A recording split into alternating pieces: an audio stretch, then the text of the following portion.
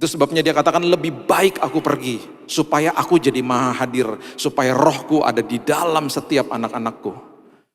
Betul, kamu tidak akan lihat aku, tapi kamu akan alami aku dalam hidupmu. Itu sebabnya ketika ada ujian di hadapanmu, tersenyumlah, karena kamu akan lihat aku di dalam itu.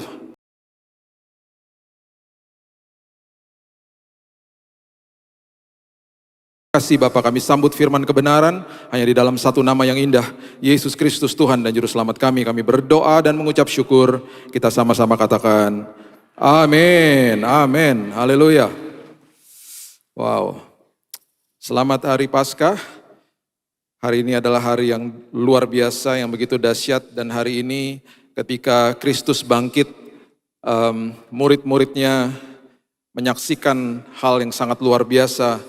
Dan gara-gara itu mereka kemudian membentuk dan menjadi pilar bagi gereja mula-mula. Kita harus paham bahwa saat itu tidak ada sosial media, tidak ada televisi, tidak ada radio. Tetapi mereka menggegerkan dunia dengan Injil. Dan bahkan di Kisah Rasul 2 ayat 47 dikatakan bahwa Tuhan menambahkan jumlah mereka setiap hari. Setiap hari. Tuhan tahu, Tuhan menambahkan jumlah karena mereka akan datang di sebuah perkumpulan komunitas yang sudah mengalami kuasa kebangkitan. Itu sebabnya ketika ditambahkan jumlah, Tuhan tahu, karena Tuhan yang tambahin, Tuhan tahu bahwa jemaat mula-mula atau orang-orang yang baru bertobat itu akan di-mentor, akan diasuh dengan sangat luar biasa. Karena pada awalnya pilar daripada gereja mula-mula, mereka menginjil berdasarkan dengan pengalaman mereka. Mereka tahu bahwa Kristus sudah bangkit. Hari ini yang perlu kita ketahui adalah kita sudah memiliki posisi yang sudah menang. Dan itu sebabnya kita perlu tahu posisi kita di dalam Tuhan, di dalam kerajaan sorga seperti apa. Roma 8 ayat 17 mengatakan begini. Roma 8 ayat 17. Dan jika kita adalah anak, maka kita juga adalah ahli waris. Dan kemudian maksud daripada anak dan ahli waris itu apa? Maksudnya orang-orang yang berhak menerima, kalau dalam bahasa Inggrisnya ada kata all, semua janji-janji Allah. Itu posisi kita. Kita adalah anak, kita adalah ahli waris, kita adalah orang-orang yang punya hak penuh atas semua janji-janji Tuhan. Yang akan menerimanya bersama-sama dengan Kristus, akan menerima janji-janji Tuhan bersama dengan Kristus, yaitu jika kita menderita bersama-sama dengan Dia, supaya kita juga dipermuliakan bersama-sama dengan Dia. Kata menderita artinya simpateko. Kata menderita itu artinya sesuatu kata yang harmoni. Simpateko artinya taat. Hari ini yang perlu kita pahami adalah saya taat karena saya sudah dilayakan. Saya taat karena posisi saya hari ini sudah dilayakan. Saya taat bukan untuk dilayakan, tetapi karena saya sudah dilayakan. Itu sebabnya kita berdoa hari ini dari posisi yang sudah menang.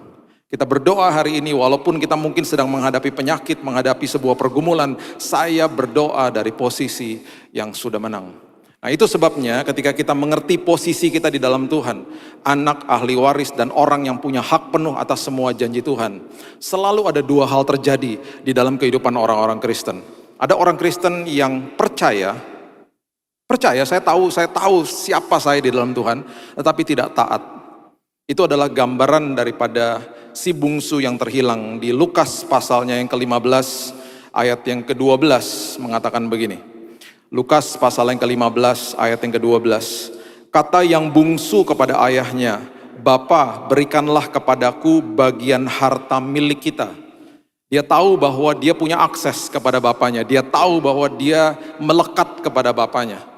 Dia tahu posisi dia di dalam rumahnya, di dalam hubungannya dengan bapaknya. Berikanlah harta milik kita. Punya bapak, punya saya juga. Tetapi tidak taat, dia mengatakan apa? Yang menjadi hakku. Dia memisahkan akses kepada kepemilikan. Dia memisahkan yang tadinya dia ngerti bahwa saya adalah pengelola. Saya tidak lagi mau jadi pengelola, saya mau jadi pemilik. Jadi dia ngerti, dia katakan sebelumnya, dia katakan dengan jelas, dia katakan berikanlah kepadaku bagian harta milik kita. Ada orang Kristen yang tahu siapa dia, tahu posisinya di dalam Tuhan, tapi hidupnya tidak taat. Hidupnya tidak taat, akhirnya terhilang. Akhirnya semua yang Tuhan mau titipkan dalam hidupnya tertunda. Padahal Tuhan sudah siapkan yang terindah bagi setiap kita. Dan Tuhan menunggu manusia untuk terus bertumbuh di dalam kasih karunia, makin dewasa, makin dititipkan perkara yang luar biasa. Dan ada juga orang Kristen yang dia taat, tapi dia nggak percaya. Taat, oh dia taat, setiap hari dia berusaha untuk terus taat, tapi dia sering kali nggak percaya. Itu yang terjadi sama Thomas. Itu sebabnya ketika Yesus hadir, ketika sudah ada kebangkitan, dia hadir, dia katakan begini di Yohanes 20 ayat 29. Kata Yesus kepadanya, karena engkau telah melihat aku, maka engkau percaya. Karena engkau telah melihat, makanya engkau percaya. Berbahagialah atau diberkatilah bahasa aslinya. Mereka itu siapa? Saudara dan saya. Yang tidak melihat, yang tidak pernah melihat Yesus secara fisik pada hari ini. Dari kita lahir sampai nanti kita menutupkan mata di bumi ini. Siapa kita? Kita ya adalah orang-orang yang tidak lihat Yesus, tetapi kita percaya. Kita adalah orang-orang yang diberkati walaupun tidak lihat Tuhan secara fisik, namun kita percaya. Itu sebabnya firman Tuhan hari ini mengatakan kepada kita, mengertilah posisi kita setelah ada kuasa kebangkitan, kemudian hidupi kehidupan ini dengan percaya dan taat. Percaya dan taat. Ada kuasa kebangkitan yang akan bekerja dalam hidup kita dengan sangat luar biasa, sangat maksimal ketika kita ngerti posisi kita, kemudian kita percaya dan kita taat. Sederhana tapi seringkali sulit dilakukan. Saya percaya posisi saya adalah anak, saya percaya posisi saya adalah ahli waris, saya percaya posisi saya punya hak penuh atas semua janji Tuhan. Itu sebabnya saya taat Tuhan. Karena saya sudah dilayakkan, saya sudah diberikan posisi yang luar biasa. Saya nggak pernah lupa waktu besar di rumah dengan kedua orang tua saya nggak pernah bertanya sama mereka, makanan di kulkas ini punya siapa? Saya main minum susu aja, saya makan roti di atas meja, saya kadang-kadang habisin susu di dalam kulkas. Papa saya buka kulkas, ini siapa yang habisin susu? Aku. Dia cuma tersenyum. Saya nggak pernah berpikir besoknya akan ada makanan apa di atas meja, karena saya tahu pasti mereka akan siapkan hal-hal itu. Itu akses. Tanpa saya sadari, saya tinggal dengan sumber dari hidup saya waktu saat itu. Saya belum mengerti. Itu adalah sebuah gambaran orang tua yang ada di dalam dunia, yang kemudian ketika saya paham dan bertobat, saya percaya Tuhan, Engkau adalah sumber atas segala sumber. Harusnya kita nggak usah khawatir tentang hari esok. Itu sebabnya firman Tuhan katakan, serahkan kekhawatiranmu kepadaku, tukar dengan damai sejahtera yang aku sudah tinggalkan bagimu, supaya kehidupanmu berkemenangan hari lepas hari. Itu yang terjadi. Dan itu menjadi sesuatu pergumulan akhirnya. Makanya kenapa Yakobus mengatakan begini di Yakobus 1 ayat yang kedua. Yakobus 1 ayat yang kedua, dia katakan begini, saudara-saudaraku, anggaplah sebagai suatu kebahagiaan. Count it all joy. Count it all joy apabila kamu jatuh ke dalam berbagai-bagai pencobaan. Jatuh itu artinya adalah peripipto, artinya adalah kamu tiba-tiba masuk ke dalam sebuah lubang yang ada cahayanya. Kemudian kata pencobaan itu artinya adalah ujian, trials bahasa Inggrisnya. Itu bahasa aslinya adalah perasmos. Perasmos itu artinya kamu memiliki kesempatan untuk mengalami Tuhan. Itu sebabnya Yakobus katakan apa? Setiap kali ada ujian, tersenyumlah. Karena itu kesempatan kamu mengalami Tuhan. Itu maksudnya. Karena kita tidak lihat dia secara fisik, dan dia memang betul dia katakan lebih baik kalau aku pergi. Supaya apa? Supaya aku jadi maha hadir. Kalau tidak, dia begitu konsisten atas kedaulatan, keilahian dia. Karena dia juga memiliki casing tubuh manusia, dia tidak maha hadir. Itu sebabnya dia katakan lebih baik aku pergi, supaya aku jadi maha hadir, supaya rohku ada di dalam setiap anak-anakku. Betul, kamu tidak akan lihat aku, tapi kamu akan alami aku dalam hidupmu. Itu sebabnya ketika ada ujian di hadapanmu, tersenyumlah, karena kamu akan lihat aku di dalam itu. Itu maksudnya, makanya Yakobus katakan tersenyumlah, berbahagialah, count it all joy. Seekor kerang ketika menerima pasir Dia akan mengubah pasir itu menjadi mutiara. Seringkali ada pasir-pasir kehidupan masuk dalam hidup kita. Bukannya kita mengambil keputusan untuk mengubahnya menjadi sebuah karakter yang bermutiara, kita mengubahnya jadi kepahitan. Kita mengubahnya menjadi sebuah pembalasan dan lain sebagainya. Setiap kali ada ujian, itu kesempatan kita ngalami Tuhan. Itu sebabnya, setiap kali ada masalah di depan kita, ada dua paradigma yang perlu kita mengerti. Saya harus tahu posisi saya di dalam Tuhan. Itu sebabnya ketika ada masalah, jangan lihat masalah dari paradigma ini cobaan. Kalau cobaan itu artinya mengeluarkan kelemahan saya dan memakai kelemahan saya untuk menghancurkan saya. Itu yang iblis lakukan. Tetapi kita harus melihat itu dari sisi paradigma ini sebuah ujian. Karena ujian adalah mengeluarkan kelemahan saya dan memakai kelemahan itu untuk membuat saya lebih baik. Itu ujian. Makanya setiap kali ada sebuah pergumulan hidup, Tuhan ini ujian. Saya tahu sebentar lagi kelemahan aku akan dikeluarkan. Aku akan sadar, oh iya ternyata aku pemarah, ternyata aku sensitif, ternyata aku orangnya gampang tersinggung, ternyata aku orangnya gampang berasumsi dan lain sebagainya. Itu kelemahanku Tuhan.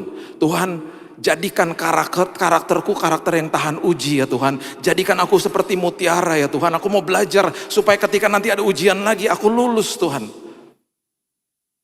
Jadi berubah paradigmanya.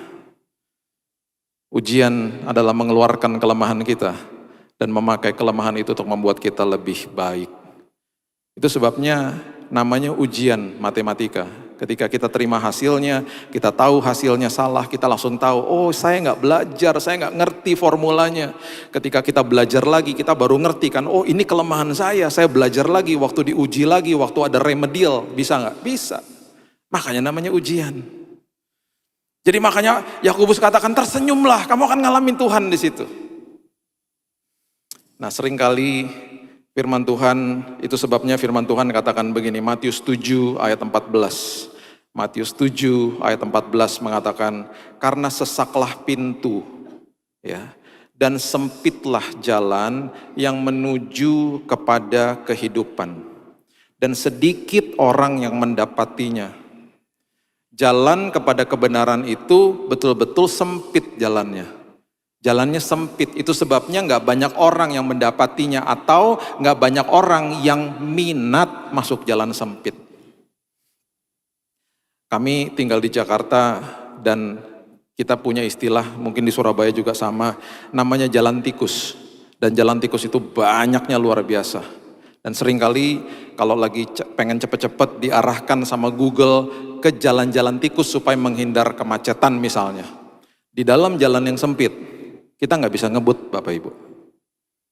Di dalam jalan yang sempit, saya harus belajar untuk sabar. Karena kalau cepet-cepet nabrak ayam nanti.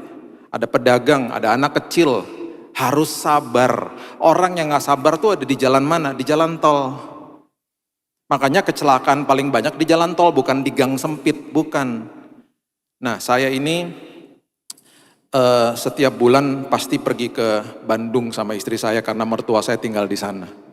Dan saya pernah bilang gini sama istri saya, kamu lihat ya, udah jalan tolnya gak macet, kadang-kadang udah 4 jalur loh.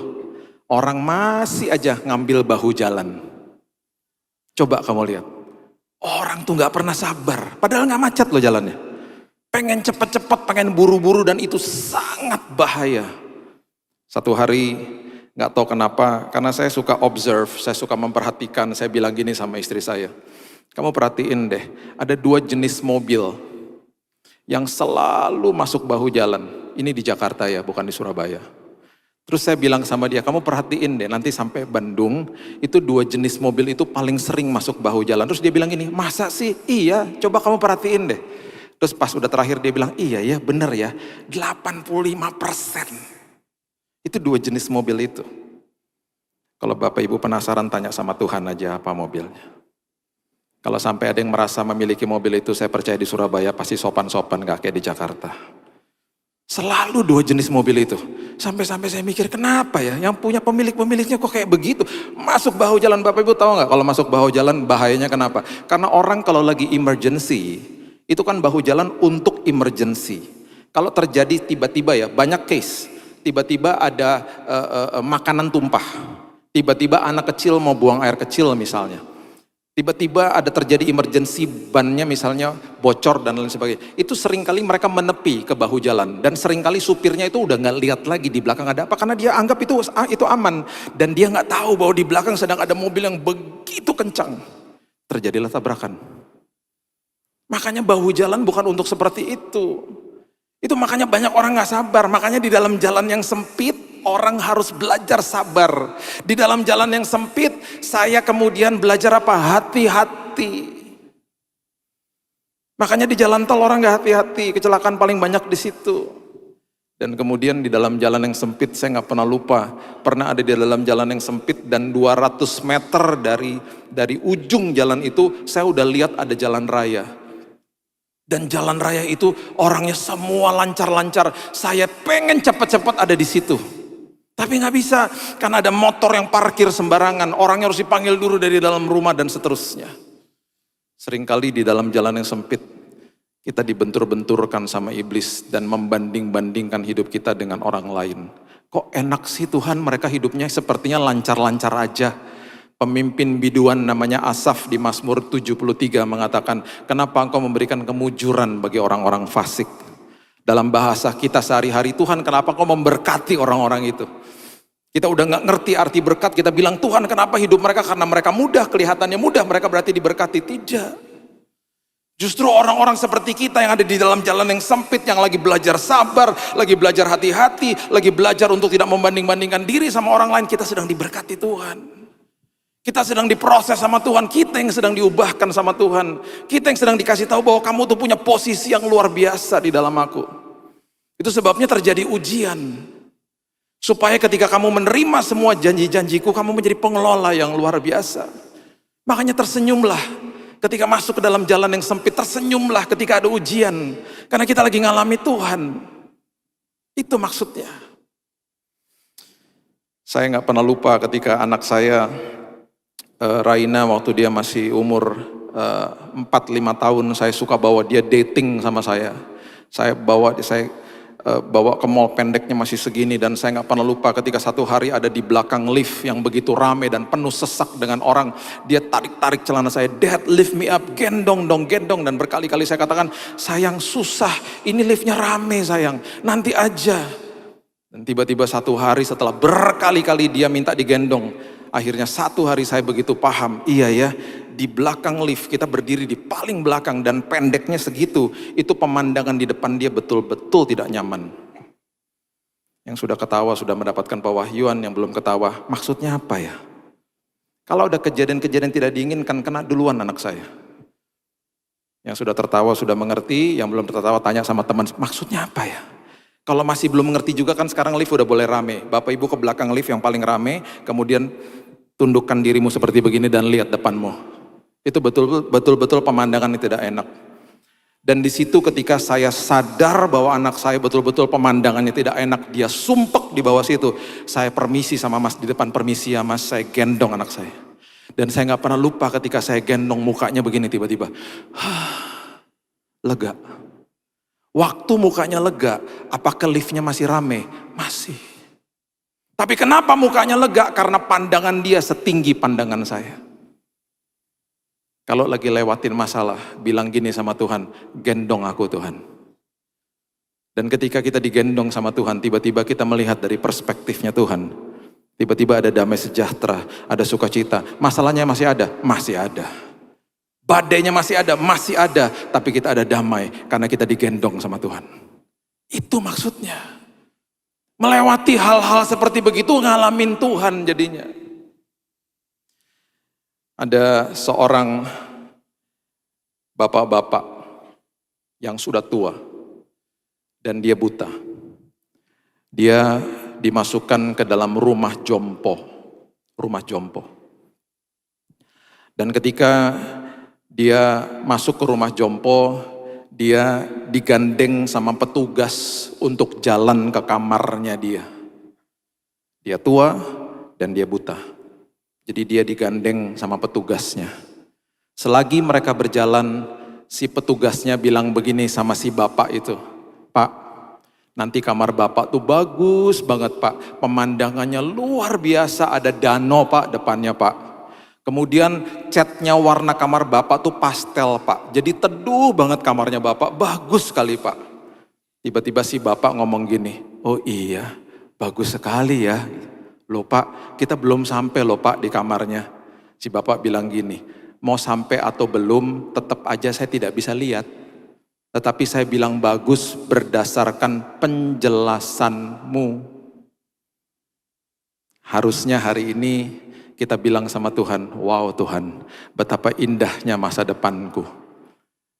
Dan aku sudah bisa Tuhan melihat masa depanku berdasarkan penjelasan firman Tuhan bahwa aku anak ahli waris dan punya hak penuh atas semua janji Tuhan. Itu sebabnya masa depanku indah Tuhan. Walaupun aku mungkin lagi sakit hari ini, walaupun aku lagi bergumul hari ini, aku tahu hari esokku indah bersama dengan Tuhan. Ada seorang ibu yang terus komplain sama suaminya. Dia bilang itu ya, tetangga di sebelah rumah gak ngerti cara cuci baju. Baju masih kotor kok udah dijemur katanya gitu. Lihat tuh, baju masih kotor udah dijemur. Besoknya dia ngomong hal yang sama. Tuh lihat tetangga kita, baju masih kotor udah dijemur, gak ngerti cara cuci baju. Di hari yang ketiga tiba-tiba dia bilang gini sama suaminya, nah hari ini baru bener, bajunya udah bersih baru dong dijemur. Tiba-tiba suaminya bilang gini, mohon maaf sayang, aku baru sempat bersihin jendela rumah kita pagi hari ini. Jadi rupanya dari kemarin yang kotor jendela rumahnya mereka, bukan jemuran tetangga. Seringkali yang kita harus bereskan dan bersihkan adalah jendela hati kita, bukan apa yang ada di luar sana. Itu sebabnya seringkali kita terbungkus mata rohani kita, nggak bisa lihat janji Tuhan yang begitu indah, dan kita salah-salahin Tuhan. Padahal jendela mata rohani kita yang harus dibereskan. Itu sebabnya ketika Simson berhadapan sama singa, jendela mata hatinya luar biasa. Coba lihat Hakim-Hakim 14 ayat yang ke-5 dan ke-6 mengatakan begini. Hakim-Hakim 14 ayat 5 sampai ayat yang ke-6 mengatakan begini. Lalu pergilah Simson beserta ayahnya dan ibunya ke Timna. Ketika mereka sampai ke kebun-kebun anggur di Timna, maka seekor singa muda mendatangi Simson dengan mengaum. Ya, kalau kita baca di Perjanjian Baru, lawanmu si iblis berjalan seperti singa yang mengaum-ngaum, menyerang kerohanian jiwa kita. Dulu di Perjanjian Lama kejadian-kejadiannya banyak yang serba fisik, dan kemudian sekarang diterjemahkan dalam kehidupan kerohanian kita. Ini benar-benar Simson ngelihat dan berhadapan sama singa betulan. Pada waktu itu, perhatikan kalimat ini, berkuasalah roh Tuhan atas dia. Nanti satu hari kita bisa belajar tentang pengertian-pengertian ini. Di Perjanjian Lama, roh Tuhan berkuasa atas manusia. Di Perjanjian Baru, roh Tuhan berkuasa di dalam manusia, di dalam kita. Dia memberikan kuasa kebangkitan di dalam kita. Dan ketika itu, ketika ada roh Tuhan di atasnya, perhatikan kalimat ini, sehingga singa itu dicabiknya seperti orang mencabik anak kambing. Karena ada roh Tuhan, dia melihat singa itu bukan seperti kambing, anak kambing. Karena jendela hatinya melihat kebesaran Tuhan, bukan kebesaran musuh. Itu sebabnya 12 pengintai, 12-12-nya lihat hal yang sama, 12-12-nya lihat raksasa, 10-nya balik bilang gini, mereka besar, gak mungkinlah kita bisa masuk ke dalam tanah perjanjian, mereka besar. Tetapi ada 2 yang balik, mereka katakan apa? Betul, kenyataannya mereka besar, tetapi kebenarannya adalah Tuhan saya lebih besar. Itu sebabnya Joshua dan Kaleb adalah nama-nama yang masih kita dokumentasikan, kita berikan kepada anak-anak kita. Dan kita mungkin gak pernah baca nama-nama seperti Safat, Yigal, Palti, Nafbi. Kita mungkin gak pernah baca nama-nama itu ada di Bilangan 13. Itu adalah nama-nama dari 10 pengintai yang tidak menjadi pahlawan iman karena mata rohani mereka kotor. Dan itu yang iblis lakukan. Dia akan fabricate the evidence. Dia akan memutar balik semua kebenaran, dia akan sodorkan kenyataan hidup yang mengerikan di depan kita. Dan memang betul kenyataan hidup yang ada di dalam dunia ini serba gelap. Nah itu yang terjadi, coba baca di Kejadian pasal yang ke-37, ayat yang ke-33 mengatakan begini. Kejadian 37 ayat 33. Waktu Yusuf dibuang ke lubang, kemudian dijual oleh kakak-kakaknya. Mereka mencelupkan jubahnya di darah hewan dan diberikan kepada bapaknya. Dan perhatikan kalimat ini, Kejadian 37 ayat 33. Ketika Yakub memeriksa jubah itu, ia berkata, ini jubah anakku, binatang buas telah memakannya, tentulah Yusuf telah diterkam. Fabricate the evidence. Iblis selalu memamerkan kenyataan hidup. Nih kamu sakit. Nih kamu bergumul masalah rumah tangga. Nih kamu kehilangan pekerjaan. Nih kamu kehilangan income dan seterusnya. Dia akan tonjolkan kenyataan hidup dan membuat dan selalu akan berusaha membuat kita takut. Ingat, catat ini baik-baik. Setiap hari yang dia lakukan dan tidak ada tanggal merah, itu setiap hari adalah mematahkan semangat, mencobai manusia, menuduh manusia, dan membohongi. Itu tiap hari seperti itu. 4 hal itu dia lakukan. Mematahkan semangat, mencobai, menuduh, membohongi. Tiap hari. Dan hanya itu yang dia bisa lakukan. Hanya pikiran kita yang dia bisa serang dan dia punya akses. Selain itu nggak ada. Jadi kalau kita mengerti posisi kita di dalam Tuhan, apapun kenyataan di depan kita, kita akan kasih tahu, ini kondisi saya begini, tapi posisi saya adalah saya anak. Saya ahli waris. Dan saya adalah orang yang punya hak penuh atas semua janji Tuhan. Itu posisi saya. Walaupun seburuk apapun kondisi di dalam kehidupan ini.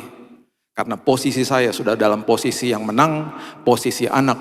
Saya tahu saya akan berjalan dan saya akan menerima kemenangan daripada Tuhan. Walaupun saya belum lihat. Itu kuasa kebangkitan. Makanya kuasa kebangkitan itu tidak akan bekerja kalau kita nggak percaya dan taat. Hal yang sangat sederhana tapi akhirnya tidak menjadi kuasa dalam kehidupan kita. Hanya sekedar kadang-kadang hanya kita tahu. Atau kadang-kadang kita hanya tahu tapi kita nggak praktekkan dalam hidup ini. Jangan menjadi seperti si bungsu atau Thomas.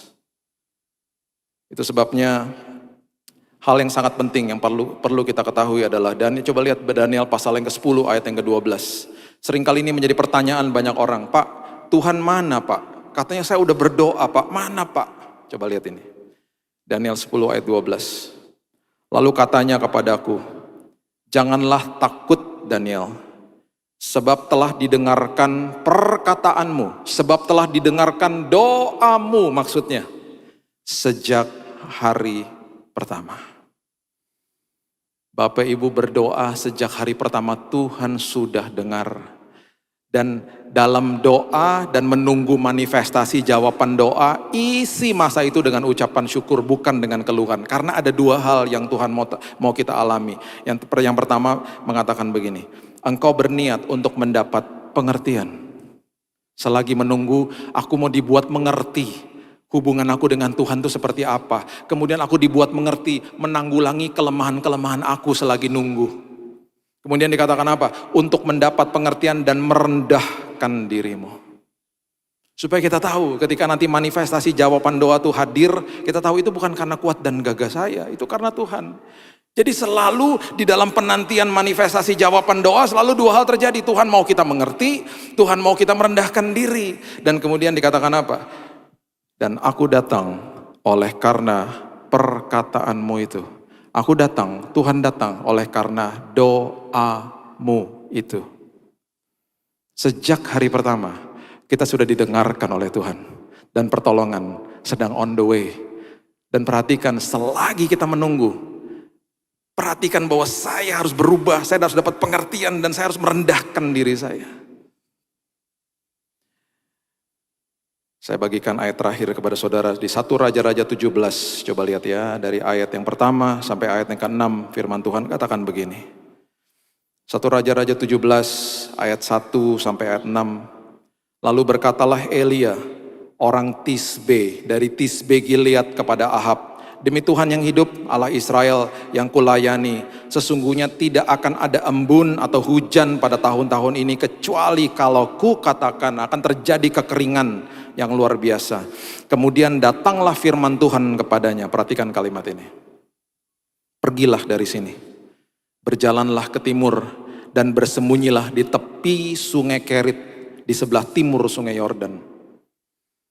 Engkau dapat minum dari sungai itu, dan burung-burung gagak, perhatikan kalimat ini, telah ku perintahkan untuk memberi makan engkau di sana.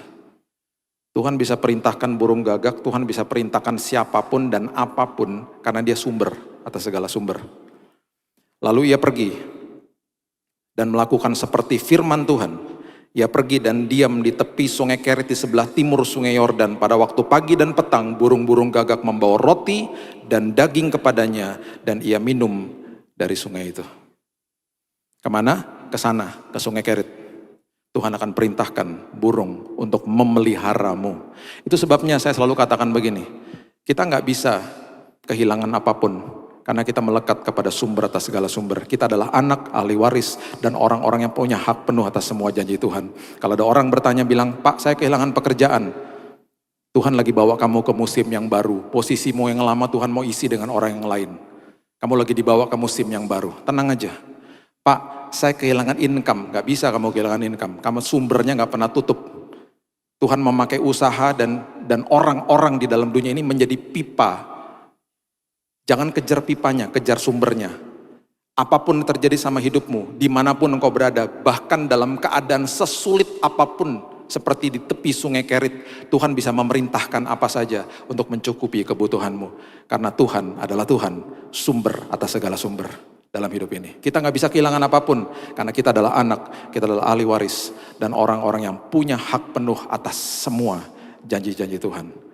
Itulah kuasa kebangkitan. Itu sebabnya maju, percaya, dan taat. Dan saya percaya kita semuanya tersenyum. Walaupun kita belum lihat.